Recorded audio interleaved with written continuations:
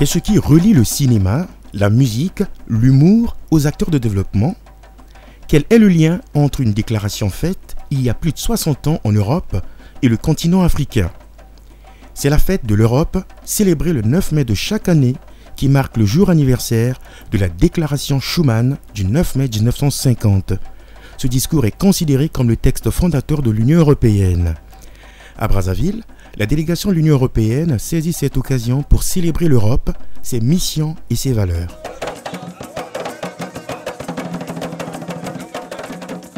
Cette édition 2017 de la Fête de l'Europe s'est déroulée sous l'angle de la célébration du 60e anniversaire du traité de Rome, qui marque officiellement la naissance de l'Union européenne, la célébration du 30e anniversaire du programme de mobilité Erasmus, l'organisation en Côte d'Ivoire du 5e sommet Union européenne-Afrique.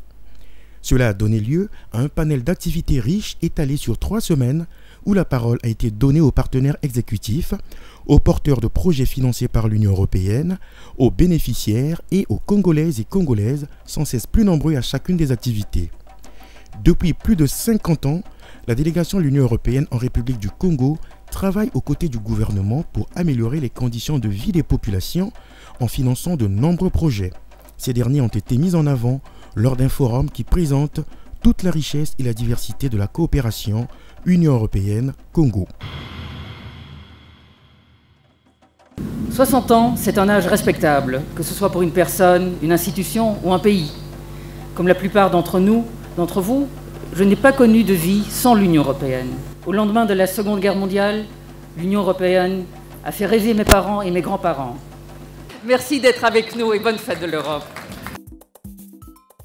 Présentes en grand nombre, les associations porteuses de ces projets ont exposé tout au long de la journée les objectifs de leurs actions et l'impact attendu de celles-ci auprès des populations. Bonjour, c'est la WCS Congo. À l'occasion du 60e anniversaire de l'Union européenne, nous sommes là en train d'exposer sur le parc Nwabale-Ndoki, la réserve communautaire du lac Télé et ce que nous faisons dans le cadre du développement communautaire au niveau des plateaux Bateke. Je suis directrice adjointe de l'ONG Renatura Congo, une ONG congolaise qui est financée depuis début 2015 par l'Union européenne pour son projet de conservation des tortues marines et de leur habitat en République du Congo. La présence pour la première fois d'un stand Erasmus et les témoignages d'anciens étudiants congolais bénéficiaires de ce programme de mobilité ont largement contribué au succès du forum. L'Union européenne intervient dans les domaines de la santé, de la justice et des droits de l'homme, de l'appui au secteur privé et au commerce, des infrastructures, de l'environnement et du développement rural. Afin d'aller à la rencontre des Congolaises et Congolais, la délégation a également organisé 6 jours de projection en plein air dans 6 des 9 arrondissements que compte la ville. Cette toute première expérience du cinéma itinérant a réuni plus de 800 personnes au total.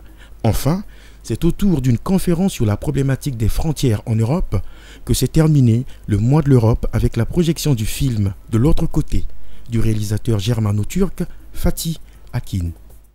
L'Europe en fait à Brazzaville, c'est 6 États membres mobilisés, 36 collaborateurs de la délégation, 50 organisations et institutions partenaires qui se sont mobilisés pendant 3 semaines pour la réussite de cet événement désormais incontournable. En étroite collaboration avec la République du Congo, la société civile et l'ensemble des partenaires au développement, l'Union européenne continue à œuvrer à l'amélioration des conditions de vie des Congolaises et des Congolais pour faire de sa coopération un partenariat, des actions, des résultats.